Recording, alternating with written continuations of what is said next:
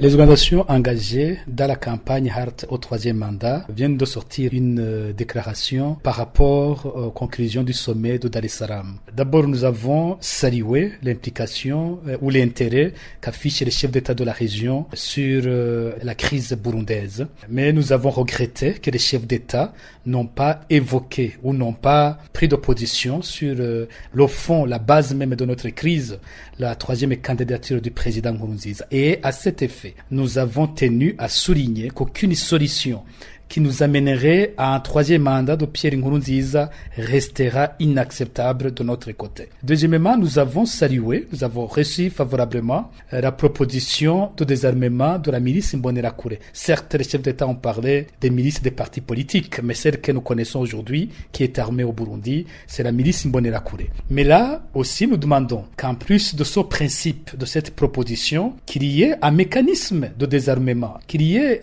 une proposition de mise en œuvre de cette proposition. Qui va le faire? Comment va-t-on le faire? Sur quelle durée? Parce que nous sommes convaincus que celui qui a armé les Imbonerakure ne va pas les désarmer. Nkurunziza ne va pas désarmer les Imbonerakure qu'il a armés. Donc, pour nous, il faut rapidement un mécanisme international qui s'occupe de cette question qui se trouve être essentielle pour le reste de la conduite du processus électoral. Troisièmement, nous avons accueilli aussi favorablement l'appel au dialogue entre toutes les parties prenantes au processus électoral. Alors, de notre côté, nous sommes prêts à participer pourvu qu'il y ait un consensus sur le médiateur. Et il faut que les gens s'entendent sur un médiateur. Deux, il faut qu'il y ait un espace neutre où tous les leaders du mouvement vont se retrouver et se sentir en sécurité. Il y a une aberration dans ce que nous avons comme dialogue en ce moment. Imaginez, il y a des gens, les leaders du mouvement Heart au troisième mandat. Ceux-là sont sous le coup d'un mandat d'arrêt, ils sont menacés de mort, ils ne peuvent pas participer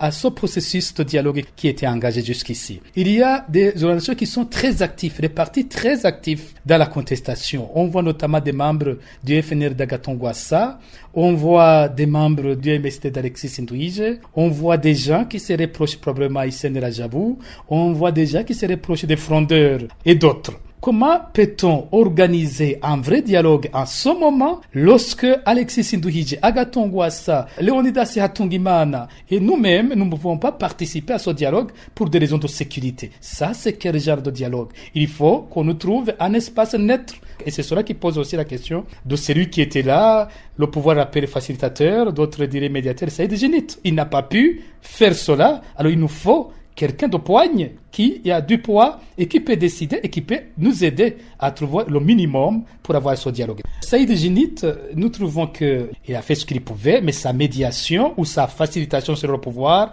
est très faible. Un vrai médiateur dirait « j'ai besoin de voir les leaders ».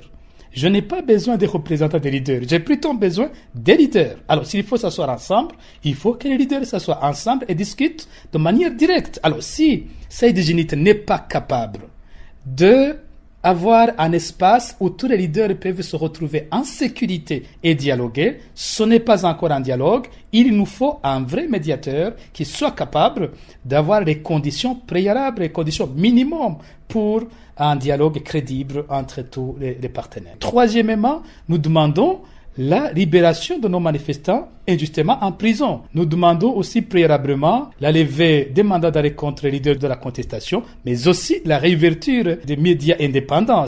Certains, notamment du pouvoir, voudraient que la réouverture des médias soit une question de dialogue, soit une question de négociation, alors que pour nous, c'est un préalable. On ne va pas négocier nos libertés. On ne va pas négocier nos droits. Le peuple burundais, selon la constitution du Burundi, a le droit d'avoir une information indépendante, crédible et contradictoire. Ce n'est pas à négocier. On n'a pas à négocier que les gens manifestent. Ça, ce n'est pas négociable. Ce sont des préalables. Et si les médiateurs ne peuvent pas trouver cela, alors nous allons continuer à contester jusqu'à ce qu'on retrouve nos libertés s'ils ne veulent pas lever ces conditions préalables.